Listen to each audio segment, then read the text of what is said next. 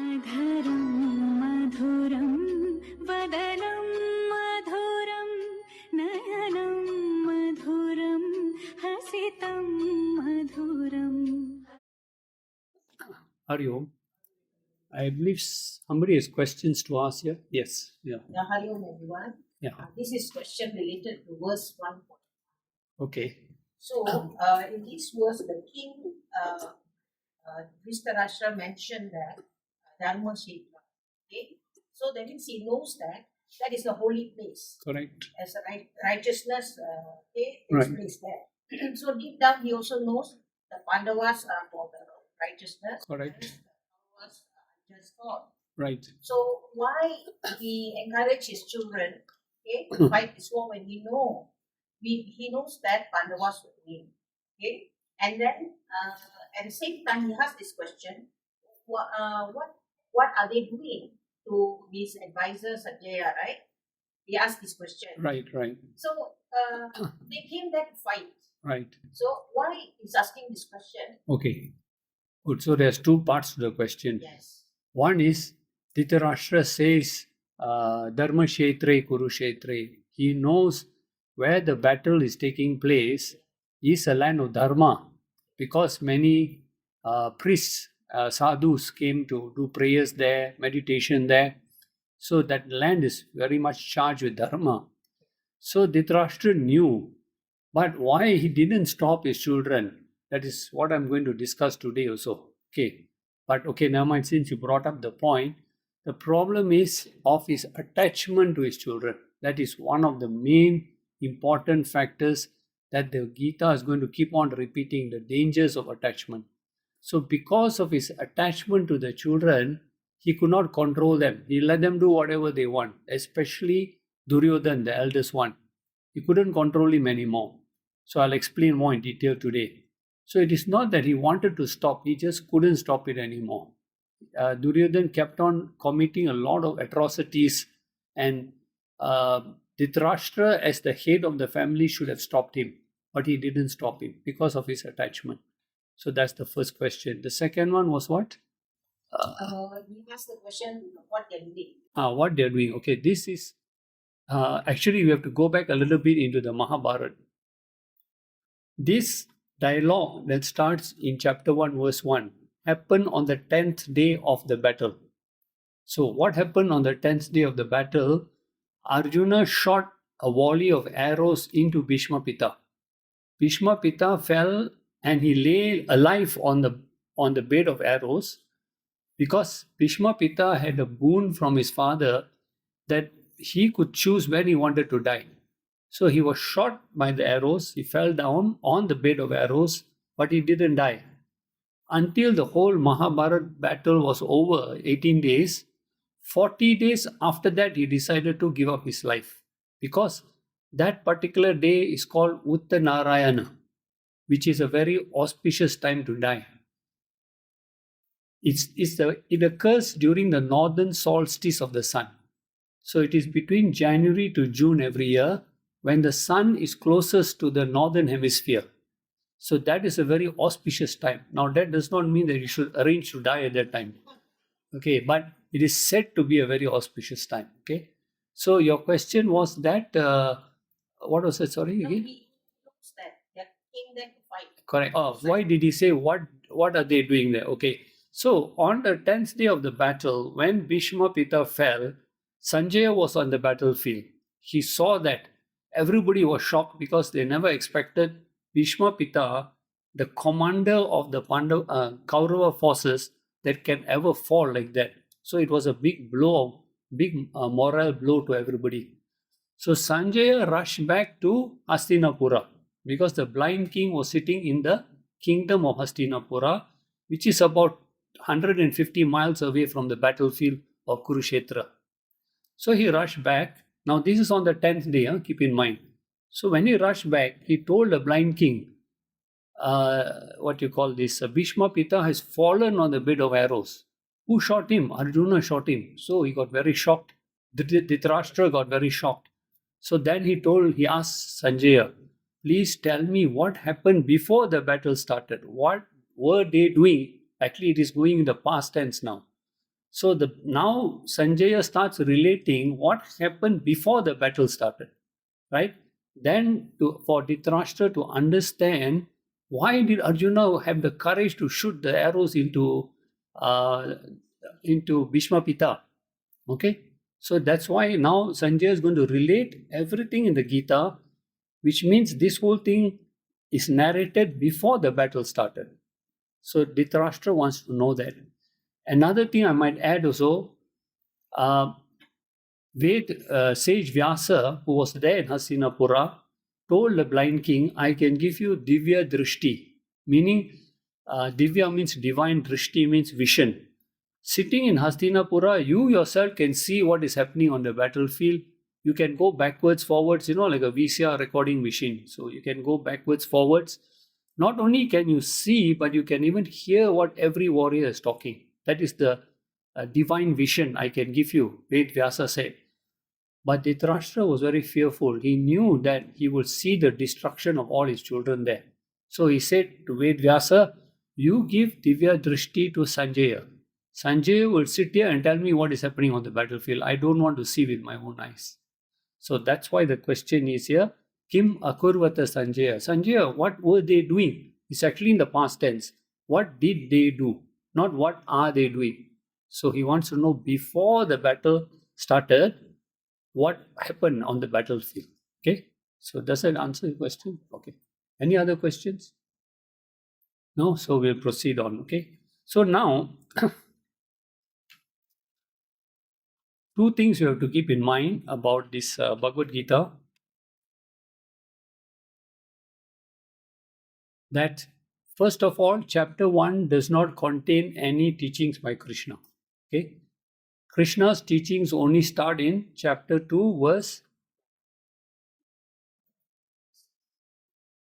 We are playing Wheel of Fortune, everybody guessing. Chapter 2 verse 11. Okay, and they complete, Krishna completes his teachings in chapter 18 verse 66. Very good. Okay, so chapter 1 doesn't contain any teachings. But why do we need to go through chapter 1? Because we have to understand what led to Arjuna's sorrow, state of sorrow, depression. Why did he reach that state? So we will see a few characters, and since Bhagavad Gita is extracted from Mahabharata, which part of Mahabharata? Bhishma Parva, chapter 25 to 42. So, chapters 25 to 42 in Bhishma Parva of the Mahabharata, it is extracted from there and given to us as the Bhagavad Gita because it contains a dialogue between Krishna and Arjuna. Okay, so keeping this in mind now, let us go into this verse. So, first of all, let us understand all these few characters which are mentioned in chapter 1. They stand for some human quality. You can see the defect in these people, which is also existing today. So, what does Dhritarashtra represent? Dhritarashtra represents attachment. That's what the sister asked now. Why didn't he stop his children from going ahead with the war, knowing that they are fighting an unrighteous war against the righteous Pandavas? So the thing is, Dhritarashtra was too attached to his family, to his children especially. In fact, it is said in the Mahabharata that when Duryodhana was born, so of course, usual practice in most Indian households is when a child is born, they call the astrologers to come and read the horoscope.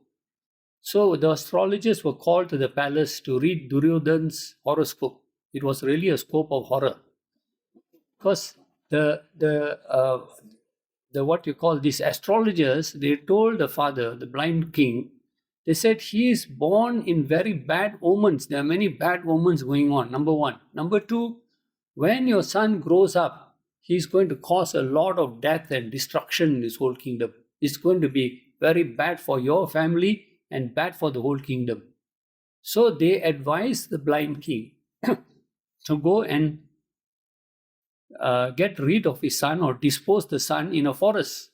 Of course, which parent is going to go and dispose their child in a forest? But since Dhritarashtra was already warned that his child is going to grow up and create a lot of trouble and distress, what should he have done? He should have disciplined him right from the young, but he didn't. Dhritarashtra allowed his eldest son Duryodhana to carry on committing all types of atrocities on the Pandavas. So a lot of wrong things he did, and came to a point that the blind king just could not, control him anymore. So attachment is one thing which is continuously repeated in the Gita, which is a cause of suffering. I'll give you a very small, just a practical example of attachment. When you students come to class, I notice many students like to sit on the same chair. Every week come, right? Like to come and sit on the same chair. Now, supposing it happens that one day you come late 10 minutes, you come and somebody else is sitting in your chair, then what happens? You sit like that, you're staring at the fellow because you're so upset, so angry. How can the fellow sit on my chair? So you're no more listening to the lecture already. Now you're so intensely directing all your attention. So that is called attachment. Now, attachment can be to anything, to your family, to your car, to your power, to your position. But attachment does not cause a problem until it overpowers your intellect, your capacity to think rationally. One example is anger. Anger is there in all of us. We all have that kind of some limit or degree of anger. Anger does not cause a problem until one day it arises so strong, it overpowers your sense of thinking. And then what do you do when anger overpowers you? You will say whatever you want. You might even strike the person, whoever is in front of you. So all these negative qualities, greed, anger, ego, etc., all are dangerous when they overpower us. So Dhritarashtra is a classic example of attachment overpowered him. He couldn't control his children anymore. And he was so fearful now, the battle is going to happen. In fact, all his children perished. They died in the Mahabharata battle, except only one of his sons survived. Okay? So he's asking this of Sanjaya. Now in the next verse, Sanjaya replies. Sanjaya gives his answer, right? From verse 2 onwards. Okay? So now we introduce to the second character here. It's called Duryodhana. Now, what does Duryodhana represent? Duryodhana represents ego. Okay?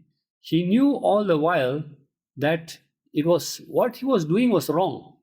But the ego just doesn't want to let you say, sorry, I'm doing something wrong. He knew what he was doing wrong. All of us know what's the difference between wrong and right. So did Duryodhana.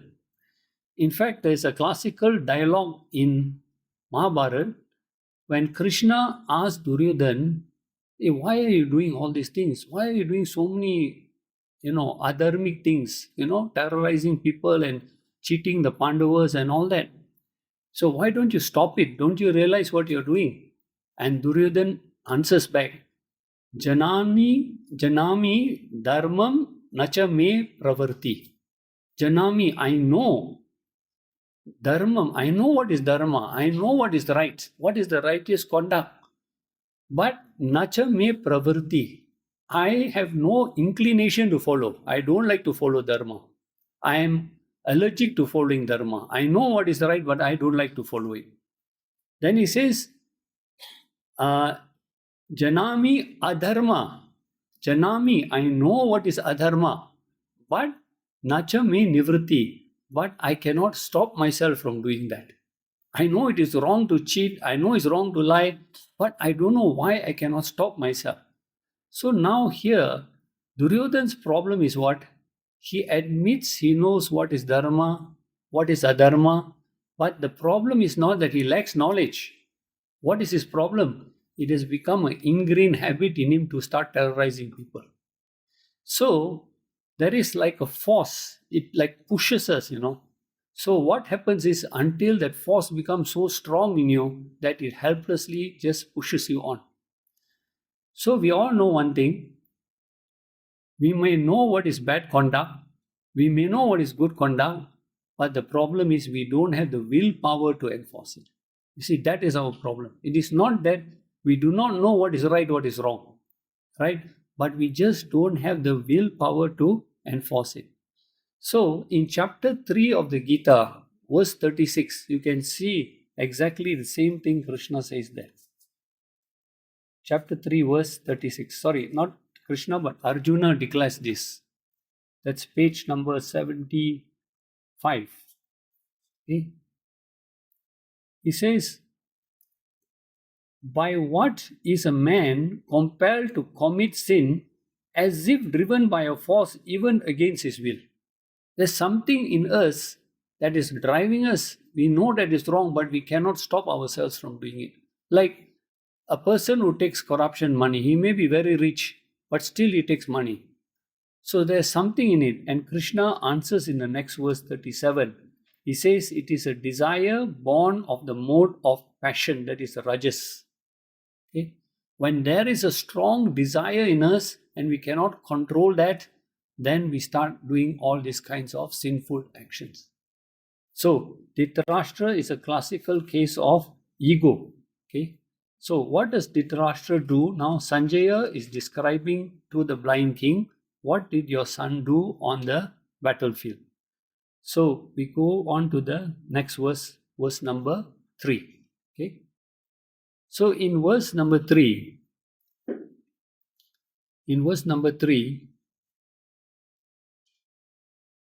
now Duryodhana approaches his guru who taught him warfare. The name of that guru is Dronacharya. Okay. Dronacharya was the person in Hastinapura who taught warfare to both the Pandavas and the Kauravas. So now, because Dronacharya actually loved Arjuna the most, he knew the Pandavas were righteous. But because of him having to serve in the kingdom of Hastinapura, he had no choice but to support this evil Duryodhana. So now Duryodhana goes to Dronacharya and he is very, very sarcastic. He has the ego is there, you have no respect for parents, you have no respect for gurus. So Duryodhana is very angry and he tells his guru here in the next verse, in verse number 4, he says, "O teacher, can you see all the great soldiers who are in the opposite army? Here in that army, the army of the Pandavas, they are such great heroes." So he's actually praising that other side. See, their ego is also insecurity. I know they are better, they are more well equipped in battle. So he is now criticizing his guru and telling him, you are the one who taught them warfare. And now they are standing there ready to attack us. So because of you, we have to face them now. So he's trying to, he knows how much Dronacharya loves Arjuna. So he's worried inside that maybe he might not, organize an army properly. So he's telling him they are all fantastic warriors. And in verses 4, 5, and 6, he mentions 17 great warriors on the side of Pandavas. Can you imagine? You are on this side of the team, but you are praising that side. It is like you go and play football, you praise all the opposite team, they are all great players, and you name one by one, and you talk about all the fantastic glories of them.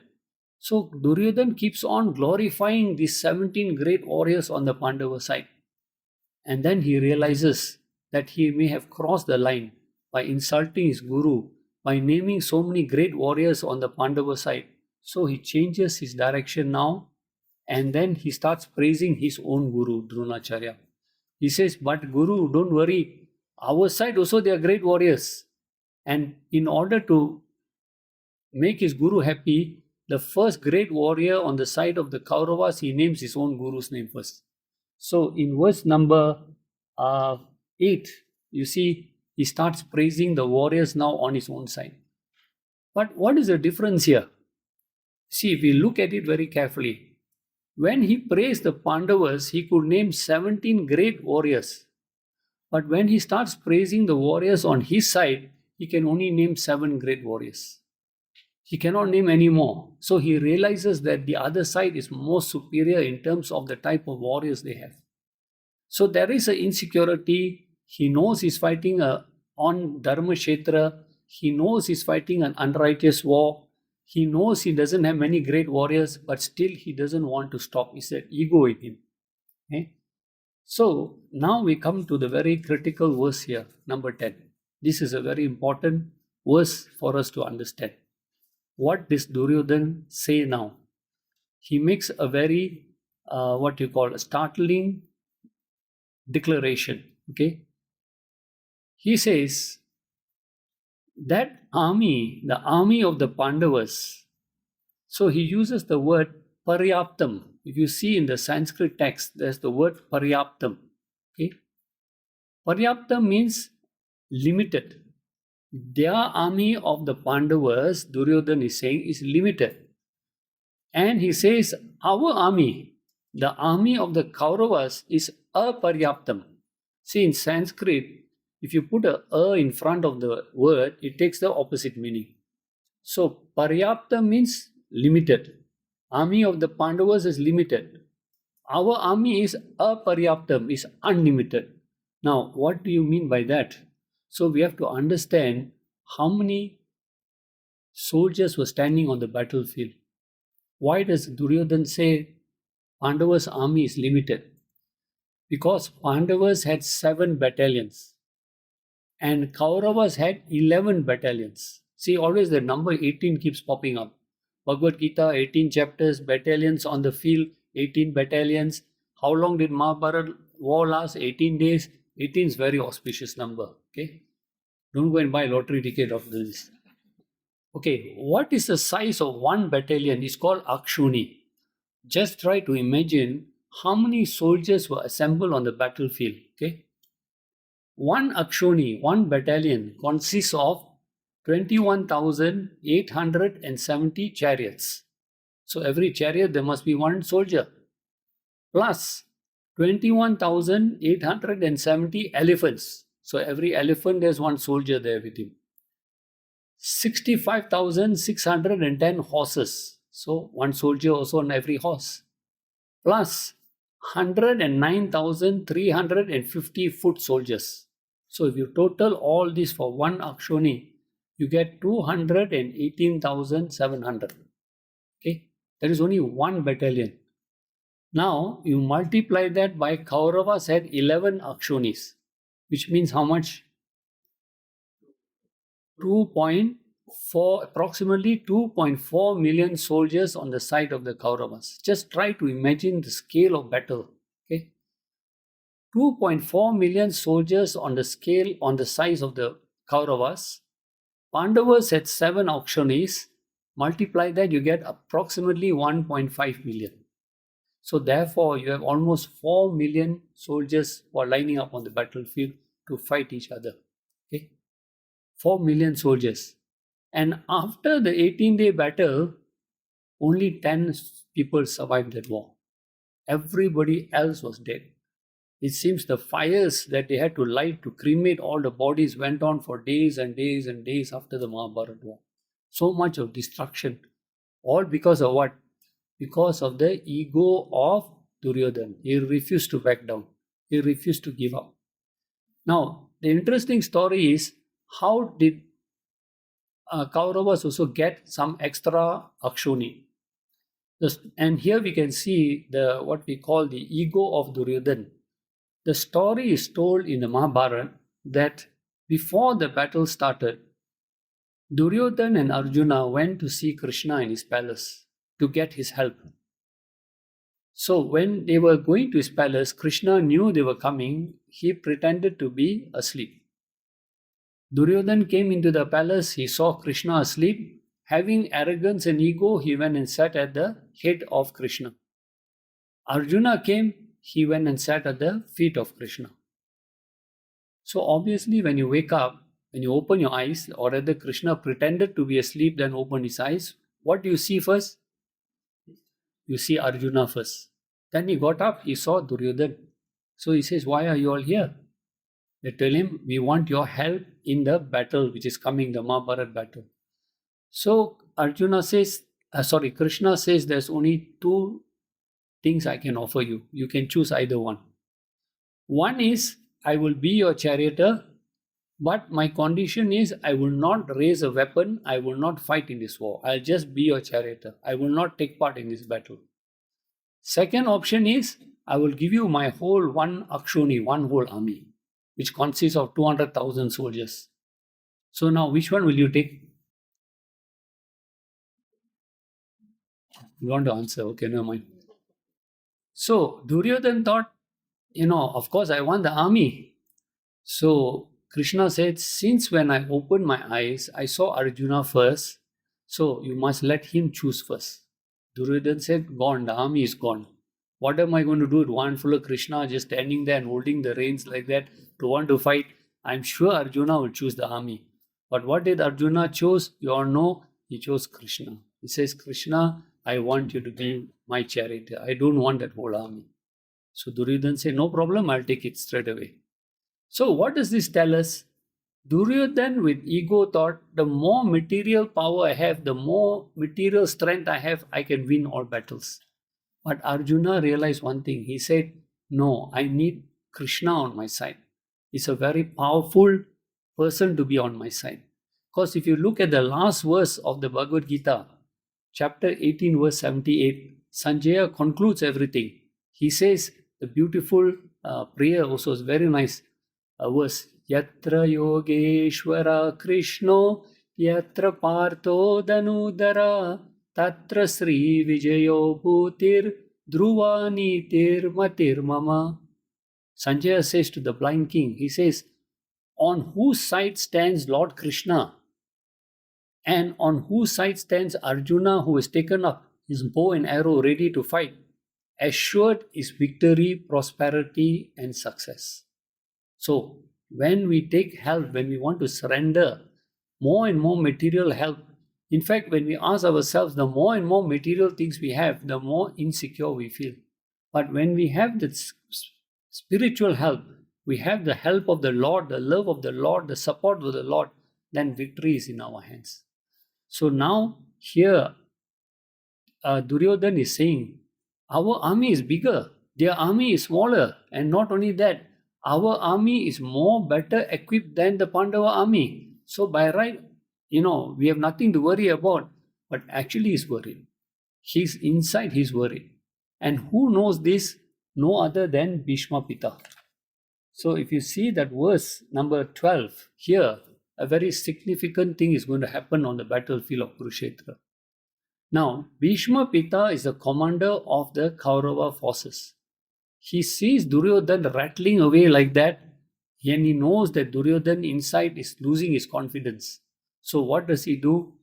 In verse number 12, he does two very important things. Okay. First of all, he roars like the lion. Simhanadam. See, the word Simha is used. In Malay, we call Simha what you call lion. It's all from Sanskrit.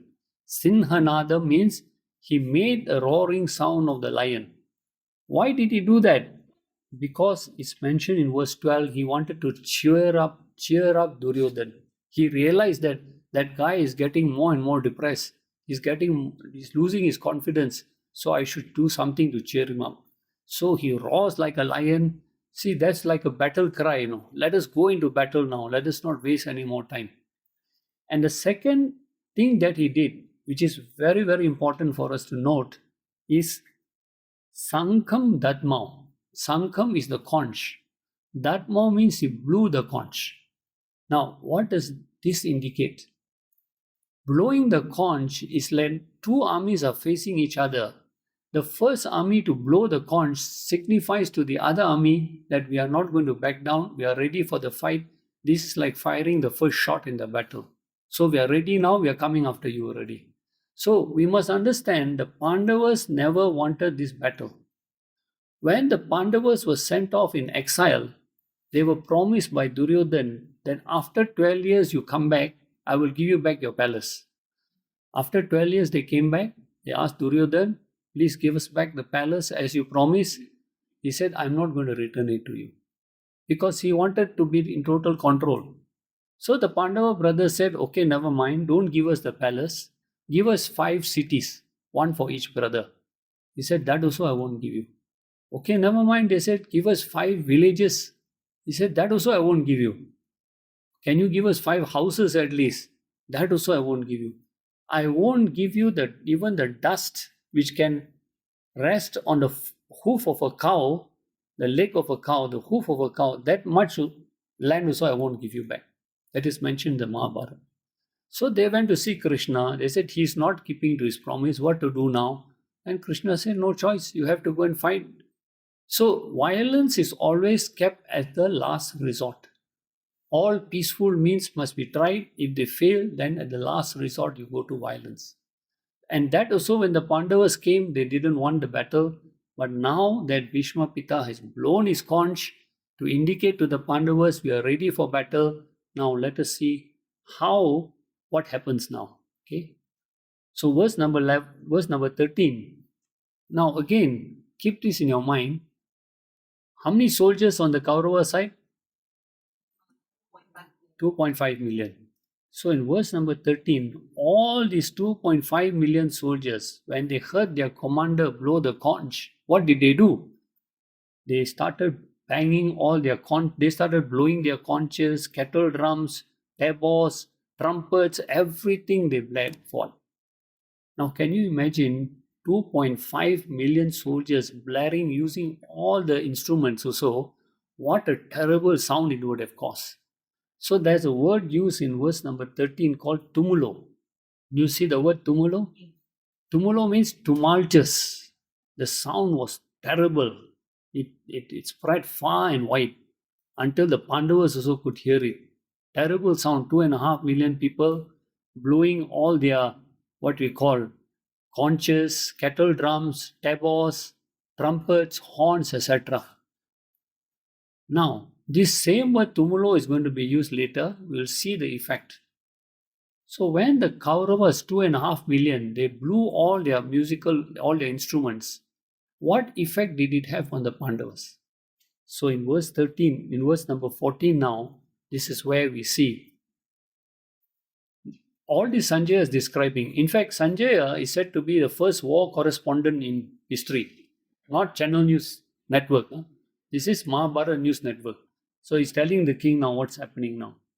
So what does he say? He says, beautiful. He says in verse 14, Tatha, then Sveter Hayer, white horses, the beautiful white horses which were yoked to this magnificent Mahatim Shandane, Mahatim chariot, a great chariot of Arjuna.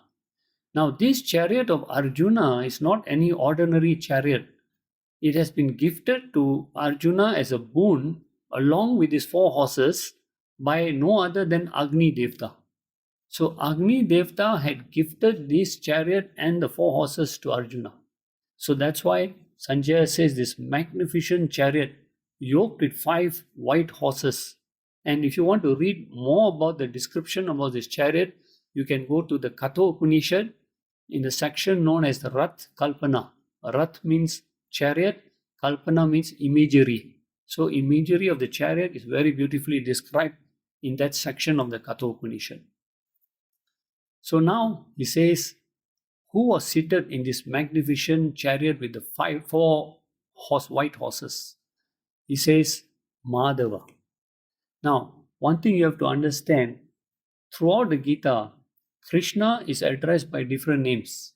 Arjuna is also addressed by different names. There is a particular reason in the context of that verse why that name is taken. So in this context, Krishna is addressed as Madhava.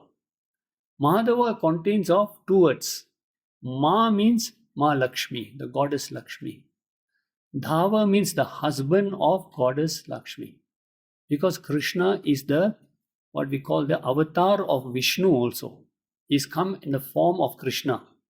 And Vishnu, of course, is the husband of goddess Lakshmi. So what does it indicate here? It indicates that Lakshmi represents what? Represents wealth, represents success, represents victory. So victory is on the side of the Pandavas, where Krishna is standing now. And therefore Krishna is known as Sarathi, the chariot of Arjuna. And then he says, what did they do? What did Madhava and Arjuna is addressed as Pandava, okay, one of the 5 Pandava brothers. What did they do? They blew Sankhav, they blew their conches, but what are the conches called? Divya, the divine conches. So each of these conch has got a long story behind it. There's a name for every conch and there is a story behind that conch. You have to go into the Mahabharata to read all this. Okay. So what is important to note here? When what you call Bhishma Pita blew the conch and the 2.5 million soldiers all followed, here they blew their conches one by one by one. It was very systematically done.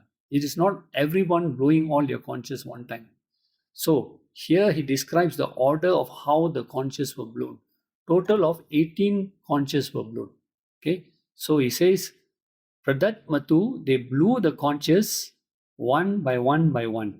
So in verses 15, 16, 17 and 18, these 4 verses, Sanjaya is describing how beautifully these divine conches were blown, one by one by one. So the first one was blown by Lord Krishna. And Lord Krishna's conch is called Panchajanyam. Panchajanyam, the story goes that Lord Krishna also had a guru. You all know that. What was the name of Lord Krishna's guru? Sandipani. Okay. So, Lord Krishna's guru, his son, was kidnapped by a demon. And Krishna, to serve his guru, went and rescued the son from the demon. So, he was given this conch called Panchajanyam. So, each conch is very divine. Each conch has got a, what you call a story behind it. Then you see Deva Dattam Dhanam Jaya. Deva Dattam means given by the Devas. The Deva Datam, given by the Devas. This conch was given to Dhananjaya, which is another name for Arjuna. So Arjuna also blew his conch called Deva Dattam. Then after that, Mahasankham, meaning the great huge conch, which was blown by no other than, which is in the shape of a poundram, shape of a lotus, was blown by Bhima, one of the brothers of the Pandavas. Okay. And also the next one, Ananta Vijayam. Ananta Vijayam means endless victory, was blown by no other than Raja. The word Raja here indicates Yudhishthira, the eldest of the 5 Pandavas. Okay. Then after that, the 2 twins Nakula and Sahadeva, they also blew their respective conches called Sugosa and Mani Pushpaka. So you can see then after all the others are mentioned now, total of 18 warriors, they blow their conches one by one by one. Okay. Now, earlier 2.5 million soldiers on the Kauravas blew all the their conches and all that.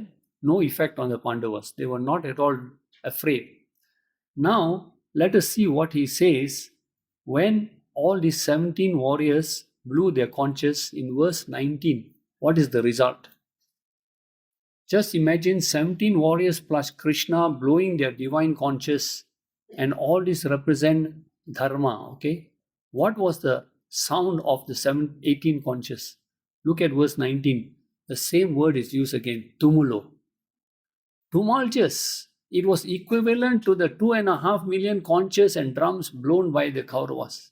This 18 conches, the sound also was tumultuous. And then he says, the noise was tumultuous and it reverberated throughout the Nabaha, the sky, and Prithivim, the earth. It shook the whole earth, it shook the sky. So divine was the power of these conches. And then the worst part about it was mentioned here. It vyadharayat, it pierced Hridayani, the hearts of Dhritarashtra. All the supporters who came to support this king Dhritarashtra, came to support Duryodhan, it rent fear into their hearts. So we can take a simple example. If you have a person who's a pious person sitting next to a person who's a criminal, who's a thief, When you hear the sound of a police siren, who will run? The thief will get up and run because he's fearful in his heart that he has done something wrong. The police are coming. So this is exactly the condition of the Kauravas. They had so much of fear of fighting this adharmic battle, but they had no choice. So when they hear this divine conscious, it drove what we call a hurt in their hearts. It really struck them in their hearts. Now all this is going on. Now comes the most important part of this chapter 1.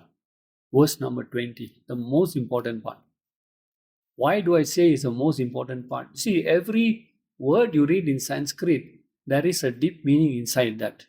Now, initially, of course, you don't have to go into the Sanskrit verses, but at some point, you have to start understanding the Sanskrit verses, because then the verses make a very deep meaning. So, if you look at now verse 20, you will see the word called atha. This is a very, very important word in our scriptures, atha. It simply means then. But when this word atha is used, it means there is a turning point. Something is going to happen now. Something very different is going to happen. A change in the whole battle now. So what is that atha now? He says, then Shastra Sampate Pravarte. When the Shastra means the weapons were to be discharged, the battle is not started. The warriors were all preparing their weapons to discharge them to start the battle, but the battle is not started. What is going to happen now? This is very interesting. Kapidwaja. See the word Kapidwaja? You know what is Kapi? Kapi means monkey. Dwaja means flag. Flag, monkey flag was on whose chariot? Arjuna's chariot. The flag of the monkey was on Arjuna's chariot. And what is the unique thing about this? Who was this monkey, by the way? Hanuman. So Hanuman had made a promise to the Pandavas that when you're in trouble, when you have to go into battle, I will be there to support you. So he was there right on Arjuna's chariot in the flag here. And Hanuman is part of the Sapta Chiranjeevis. Okay? There are said to be Sapta, meaning 7 Chiranjeevis who live through all the 4 yugas. They don't die. There are 7 of them. Hanuman is one of them. The second is Ashwatthama. Ashwatthama is mentioned in the Mahabharata battle. He was cursed by Lord Krishna for doing many unrighteous acts. So he had to live through all the yugas. Okay. Third is Mahabali. He was a demoniac king, but he was very generous, was blessed by Vamana, who is the avatar of Lord Vishnu. And so he also continues to live. That means they are here, they are with us. They don't die, they don't go away. Okay.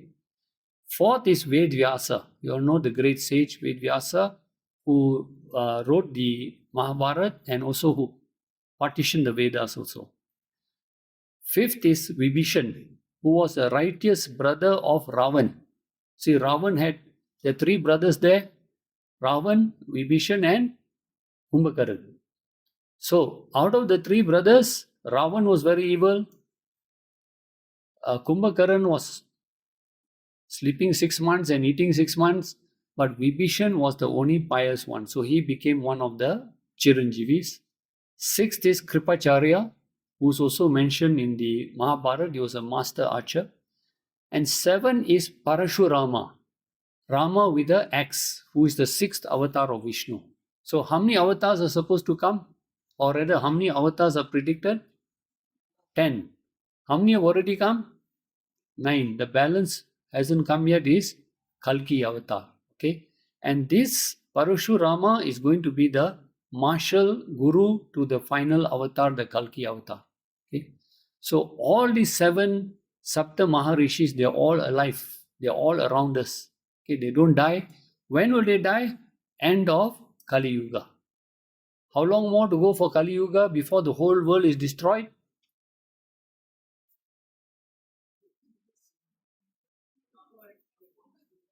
The first, how long is Kali Yuga? 432,000 years. So how many years have we passed? About 2,000 years. So you have a long way to go. Many more Gita classes you have to come back for. So now, Kapit Dwaja, the what you call the flag, the monkey flag on Arjuna's chariot. Okay. So what happens now? So these two verses 20 and 21. So what happened now? Arjuna now, he also sees the opposing armies also. So what does he do now? Udyamya Dhanur, he picks up his bow. Now, very important to understand, up to this point, Arjuna had no problem. He was ready to go into battle. He was ready to kill all the Kauravas. So many atrocious things they'd done to his family. He was burning with revenge all the way, ready. So he raises up his bow and arrow. The same bow and arrow at the end of chapter 1 he will lay down. And then in chapter 18 again he will take up the bow and arrow ready to fight. So now he raises his bow and arrow. Okay. Now the word drishtva is used here. Drishtva means saw. He saw. Okay. Earlier when Duryodhan also saw the armies, what happened? There was insecurity in him. When he saw the armies of the Pandavas, there was insecurity. But there is going to be an effect on Arjuna also when he sees the armies of the Pandavas and the Kauravas. So what happens now? He says, when he saw the armies of the Pandavas and the Kauravas, so he gave an instruction now to Krishna now. There is a desire now that arose in Arjuna. What is the desire we should see? Now in verse 21, he addresses what you call Krishna, and he tells Krishna one thing. Senayor ubayor madhye. Again, these three words are very, very important words for us to understand, which is mentioned in verse number 21. Senayor ubayor madhye. He gives instructions to Lord Krishna. Take my chariot, madhye, in between ubayor, the two Senayor armies. Take my chariot in between the two armies. Now, why is this so significant? Because this phrase, Senayor Ubayor Madhye, is repeated 3 times, mentioned 3 times in the Gita. The first time is here in verse 21, when Arjuna commands Lord Krishna, take my chariot and park it in between the two armies. The second time it occurs in verse number 24 in this chapter. Verse number 24, when Krishna complies with Arjuna's request, takes a chariot and parks it in between the two armies. But Krishna now plays a very devious game. He could have parked the chariot anywhere in between the two armies. Okay? Now, if this verse hadn't happened, this verse when Arjuna commands Krishna, take my chariot into the two armies, if Arjuna had just gone off to war, which means what to us? No more Gita classes. This is the last class. You go back, finish, bye-bye. But something arose in Arjuna. Take my chariot and park it in between the two armies. And Krishna could have parked the chariot anywhere in between the two armies. But in verse 24, what does he do? Senayor ubayor madhye. He parks it in front, in between the two armies. But what does he do? He parks it in front of Bhishma Pita and Dronacharya. This is a very significant move by Krishna. Why is it so significant? Because Bhishma Pita was very much loved by Arjuna. Arjuna had a lot of respect and love for Bhishma Pita. And Bhishma Pita also, his most favorite grandchild was Arjuna. And who was Dronacharya? Dronacharya was the guru who taught warfare to Arjuna. So Arjuna had great respect for Dronacharya. And also Dronacharya's favorite pupil was Arjuna. So imagine now, the word drishtva is very significant here. When you see something from far away, it doesn't affect you. Or rather, when somebody is not related to you or not close to you, something happens to that person, it doesn't affect you. But when that person is close to you, close to your heart, and something happens, see, it's just like this. Supposing you buy a new car, okay, and then you park it outside your house, and you're sitting down having a cup of coffee. Then you hear a loud bang, And what is the first thought that comes to your head? Oh, my car, who the hell banged my car? You rush out and then you see the lorry bang into your neighbor's car. Then what do you feel now? No problem, my neighbor's car was banged. So when something close to us gets affected, we get affected. Arjuna, when he saw the armies from far away, he just looked to him as any ordinary army which he had to fight. Now, when his chariot is parked in front of Bhishma Pita and Dronacharya, then he realizes that it is his own guru he has to fight, it is his own beloved grandfather he has to fight, his own relatives. So, this is where Arjuna gets shaken now. That's why the word atha is used in verse 20. There is a turning point in this battle now. There's something else going to happen. And what does Arjuna also now represent?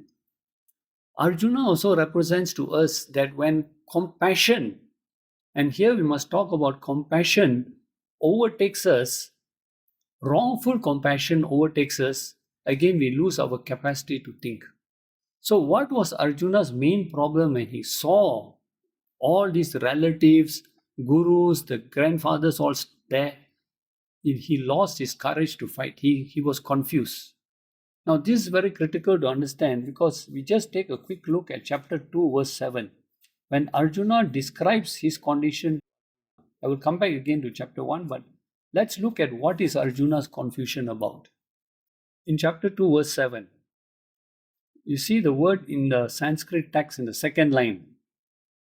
The words dharma samuda chetasa. Okay, look at these three words. Chapter 2, verse 7, second line of the Sanskrit text, dharma samuda chetasa. Chetasa means mind. Now, Arjuna is declaring to Krishna, there's something wrong with me. Why am I not going to this battle? He says, my mind, chetasa, is samuda. Muda means delusion, confusion. When you add the prefix sam in front of muda, it means deep delusion, deep confusion. I cannot come out of it already. And what is my confusion about? Dharma. So the whole problem here of the Bhagavad Gita is the fight between dharma and adharma. But to Arjuna, when he saw his relatives, he thought it was a fight between one group of relatives fighting with another group of relatives. So now there's a confusion in his mind. And all of us go through this confusion several times in our life when we face two choices in our life. So which path to take? Should I go this way or should I go that way? Should I do this or should I do that? We are confused in life. Same like Arjuna was confused on the battlefield of life. So in this verse 2, look at the look at the third line of verse 7. There's one very important word there called Shreyas. Whenever there's confusion, what did Arjuna pray to Lord Krishna? He says, I'm confused as to my sense of duty. I've come to the battlefield as a soldier, but at the same time, I'm also related to these people. So what should I do? Should I worship them? Should I bow down to them? Or should I shoot arrows into them as a soldier? What do I do? So in life, when we meet these two crossroads, Arjuna said to Krishna, show me the path of Shreyas. In life, we have to choose between two paths. One is called Shreyas, one is called Preyas. Shreyas. The other is Preyas. What's the difference? Shreyas is the path of Dharma, the righteous path. Preyas is the comfortable path, the easy way out. Example, if you have to tell a lie to save yourself, which path will you choose, Shreyas or Preyas? If you tell the truth, you have to face the music. But that is Shreyas. But you know if you tell the lie, you can get away with it, that is Preyas. Another simple example I give you. Prayers is all the attractions of the world. It's very easy for us to get entangled in them. But we know there's another righteous path called Shreyas, the spiritual path. So, very good example, I always tell students, when you're driving down this road to come to Gita Ashram, when you reach the end of the road, you turn left, what do you see? What do you see? Huh? You see Gita Ashram, right? But if you look to your right, what do you see? Cobra Club. Now that is Shreyas and Prayas. Now you have to decide now. Gita Ashram, Cobra Club. Gita Ashram, Cobra Club. You see, challenge in life comes. And I'm giving just one simple example, but every time. Like for example, a man has got to support his family, struggling to support his family. Now a bribe comes in front of him. He knows if I take this money, I can give a comfortable life to my family. Shreyas is, I should not take the bribe. I should work hard to support my family. Prayers is, let me take the money and let me support the family. So, Shreyas is the right path which we all have to take, which means a righteous path, not the easy path. Because the right path is never the easy path. And the easy path most often is not the right path. So, now Krishna purposely parks the chariot in front of this Bhishma Pita and Dronacharya. And then we can see from verse 26 onwards, what is the devastating effect is going to have on Arjuna. He falls into this total state of confusion now. So you can see from verse 26, what is now Arjuna saying? Stationed there were his uncles, grandfathers, teachers, maternal uncles, all he's seeing is relatives there. No more adharmic people which I have to kill now. Now they are all my friends, my gurus, my elders. So this confusion now starts arising in him, what to do now. And slowly his condition keeps on deteriorating and deteriorating. So Arjuna also had attachment, and again this attachment overpowered his sense of justice, his sense of righteousness. It's just like a judge sitting on a bench. If in front of him comes a criminal who's been convicted of murder, but that person happens to be his best friend, what does he do? Does he say, okay, you're a nice fellow, never mind, let you go this time? Or do I do my duty as a judge and convict you? So now Arjuna's state of confusion. He just doesn't know what to do. Slowly his state deteriorates and deteriorates and deteriorates. And then we will come back next week and see finally what is the ultimate decision he makes. He wants to leave the battlefield. He doesn't want to fight. But at the same time, he doesn't leave the battlefield. He realizes something is wrong. He's not making the right judgment. So then we will see what Arjuna finally decides to do. Now, are there any questions at this stage? If no questions, we will end with a prayer. Vasudeva Sutam Devam Kansa Chanuramardanam Devaki Paramanandam Krishnam Vande Jagadguru. Thank you, Hari Om.